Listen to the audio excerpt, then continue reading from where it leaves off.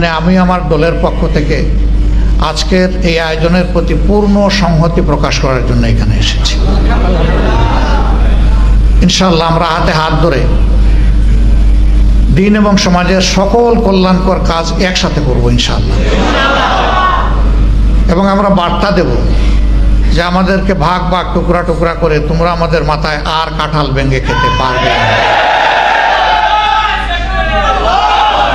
আল্লাহ তাআলা আমাদেরকে তৌফিক দান করুন এবং রব্বুল আলামিনের দরবারে তৌফিক চাচ্ছি সকল ষড়যন্ত্রের বিরুদ্ধে আমরা বুক টান করে বুককে শক্ত করে মহান রবের উপর ভরসা করে আমরা যেন সব ষড়যন্ত্র মোকাবেলা করতে পারি। আল্লাহ যেন তৌফিক দান করেন ইনশাআল্লাহ। আগামীর বাংলাদেশ হবে ইনসাফের বাংলাদেশ, যার উত্থান ঠেকানোর জন্য আজকে এই সুর দেওয়া হচ্ছে সেই কোরআনের বাংলাদেশ। সবাইকে ধন্যবাদ। আসসালামু আলাইকুম ওয়া রাহমাতুল্লাহ।